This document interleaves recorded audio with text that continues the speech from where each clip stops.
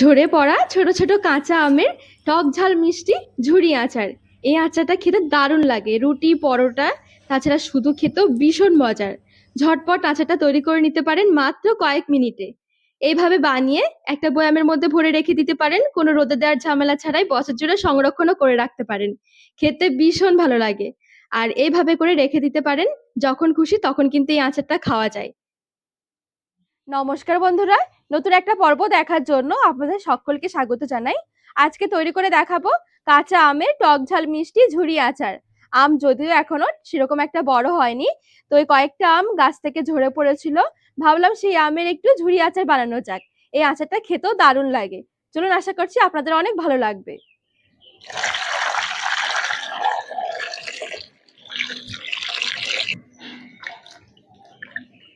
আমটা হালকা একটু ধুয়ে খোসা ছাড়িয়ে নেব।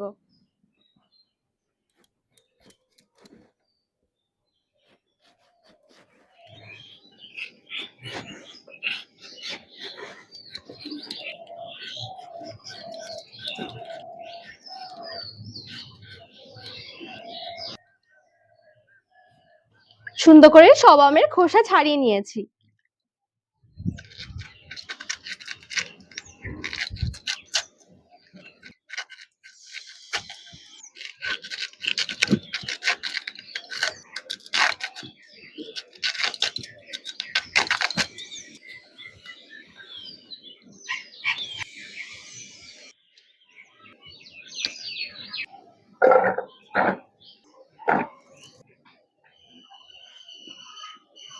এবারে দেখুন, ঠিক এরকম একটা আমি গ্রেটার নিয়েছি।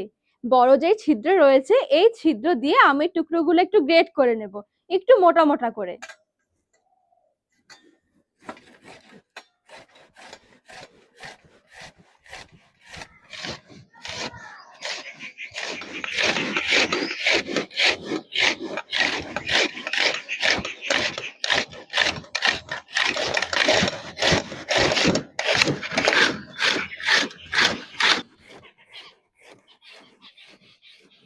তো দেখুন, ঠিক আমি আমগুলো ঠিক এরকম করে একটু ঝিরিঝিরি করে কেটে নিয়েছি।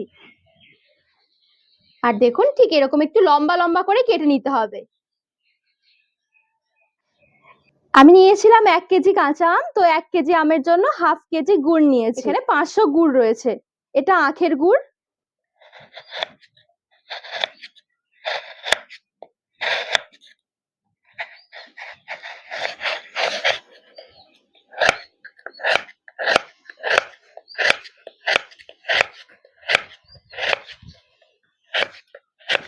তো গুড়টা একটু ছোট ছোট করে কেটে নিয়েছি।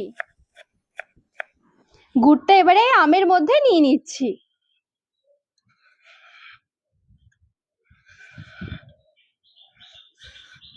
এবারে আমের সাথে একটু ভালো করে মিশিয়ে নিতে হবে।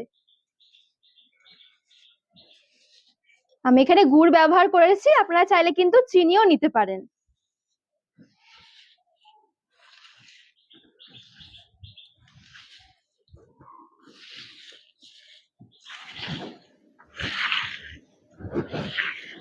গুড়টা দেখবেন মাখাতে মাখাতে আমটা অনেকটা জলজলে ভাব হয়ে যাবে, অনেকটা জলও বেরিয়ে আসবে।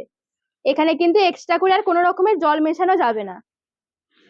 এই দেখুন, এখানে সুন্দরভাবে গুড়টা দিয়ে মিশিয়ে নিয়েছি।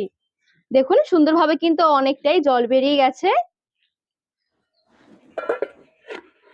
গ্যাস ধরিয়ে এদিকে একটা কড়াই বসিয়ে দিয়েছি। শুকনো কড়াইয়ে হাফ চামচ 5 ফোড়ন আর নিয়েছি 3টে শুকনো লঙ্কা। হালকা আছে একটু ভেজে নেব।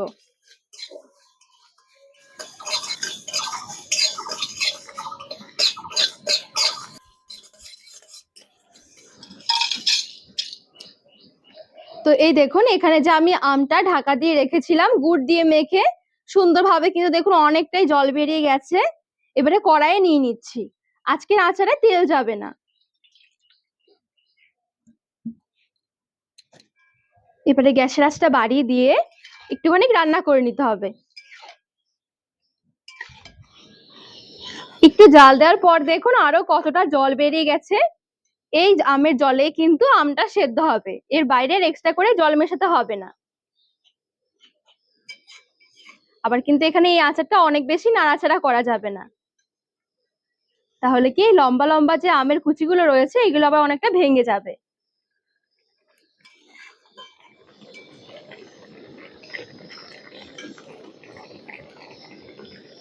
এবারে একটু ঢাকা দিয়ে দেব।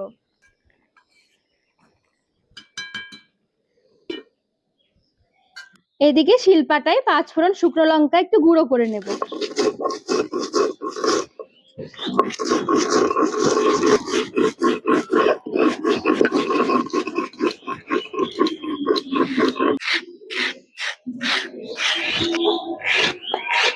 তো মোটামুটি 5-6 মিনিটের মতন হয়ে গেছে, ঢাকা দিয়ে রেখে দিয়েছিলাম। আর এখানে দেখুন আমটা কিন্তু সুন্দরভাবে সেদ্ধও হয়ে গেছে। কোনোভাবে কিন্তু আমটা পুরোপুরি গলে গেলে এই আচারটা কিন্তু ভালো লাগবে না খেতে। আর গুড় দিয়ে আগে মেখে রাখার কারণে আমটাও কিন্তু মানে আমের এই কুচিগুলো কিন্তু গলেও যাবে না, সুন্দর দেখবেন একদম গোটা গোটা থাকবে। অনেকটা কিন্তু এখানে জলটা শুকিয়ে এসেছে। শুকনো লঙ্কা 5 ফোড়নের গুঁড়োটা এবারে দিয়ে দিচ্ছি। সামান্য একটু কালারের জন্য একটুখানি কাশ্মীরি লঙ্কার গুঁড়ো দিয়ে দিচ্ছি। দিয়ে দিচ্ছি 1/2 চামচের মতন লবণ।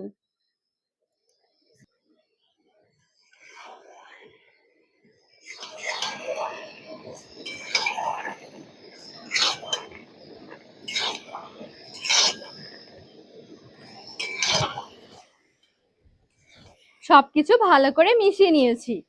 এবারে ঢাকনা লাগিয়ে আরো 5 মিনিটের জন্য ঢেকে রেখে দেব। এবারে যেহেতু জলটা অনেকটাই কমে গেছে সেজন্য একটু হালকা আছে ঢেকে রেখে দিতে হবে। আরো 5 মিনিট মতন ঢাকা দিয়ে রেখে দিয়েছি।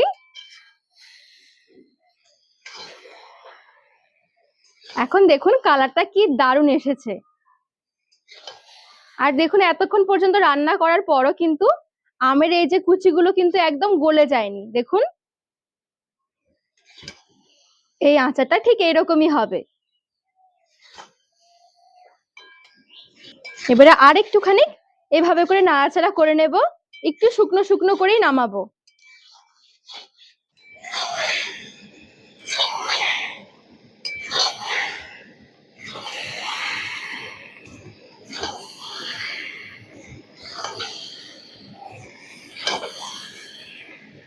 নাড়াচাড়া করতে করতে দেখুন বেশ অনেকটা কিন্তু শুকনো হয়ে গেছে। ব্যাস আর বেশি আর নাড়াচাড়া করব না। এবারে যদি এই আচারটা অনেকদিন পর্যন্ত সংরক্ষণ করতে চান তাহলে কিন্তু একটু রোদে দিতে হবে। আর যদি রোদটা না দেখাতে চান একটুখানি ভিনিগার দিয়ে দিতে পারেন। এতে করে কিন্তু সুন্দর একদম এই আচারটা অনেকদিন ভালো থাকবে, বলতে পারেন পুরো বছর জুড়ে ভালো থাকবে। আর একটু ভিনিগার দিয়ে নিলে কি কোনো টেনশন থাকে না রোদে দেওয়ার। 1 চামচ ভিনিগার দিয়ে নাড়াচাড়া করে গ্যাসের আঁচটা বন্ধ করে দেব।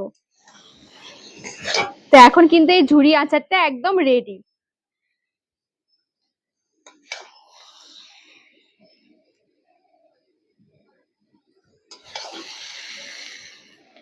এবারে গ্যাসের আঁচটা বন্ধ করে ভালো করে ঠান্ডা করে নিতে হবে।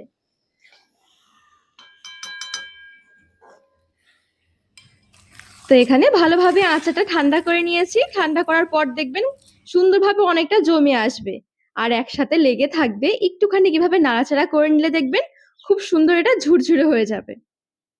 এই দেখুন, আর দেখতেও কি দারুণ লাগছে আচারটা, এটা খেতেও দারুণ লাগে। একদম সহজভাবে তৈরি করা হয়ে যায়, খুব বেশি সময়ও লাগে না এই আচার তৈরি করতে। এবারে একটা প্লেটের মধ্যে কিছুটা আচার নিয়ে নিচ্ছি। আর এই সময় দেখবেন হালকা ঝড়ে কিন্তু কিছু ছোট ছোট আম ঝরে পড়ে। এই আমগুলো দিয়ে কিন্তু এরকম একটা ঝুরি আচার তৈরি করে নিতে পারেন। এই আচারটা শুধু খেতেও ভালো লাগে, তাছাড়া রুটি পরোটার সাথেও খেতে দারুণ লাগে। যখন ভালোভাবে ঠান্ডা হয়ে যাবে একটা এয়ারটাইট কন্টেনারে ভরে রেখে দিতে পারেন। পুরো বছর জুড়ে এই আচারটা কিন্তু ভালো থাকে। আমি এখানে কাঁচের বয়াম নিয়েছি, আপনারা যে কোনো বয়াম নিতে পারেন। শুধুমাত্র খেয়াল রাখতে হবে যেন বয়ামের মধ্যে কোনো রকমের জল ভাব না থাকে। ভালো করে ধুয়ে মুছে তারপরে আচারটা ভরে রাখবেন। এই দেখুন কতটা সুন্দর লাগছে, কত সহজে দারুণ একটা আচার রেডি হয়ে গেল। তো বন্ধুরা আজকে এই ঝুরি আচারের রেসিপি আপনাদের কেমন লেগেছে অবশ্যই কমেন্ট করে জানাবেন। আর রেসিপি ভালো লাগলে চ্যানেলটিকে সাবস্ক্রাইব করে পাশে থাকার অনুরোধ রইল।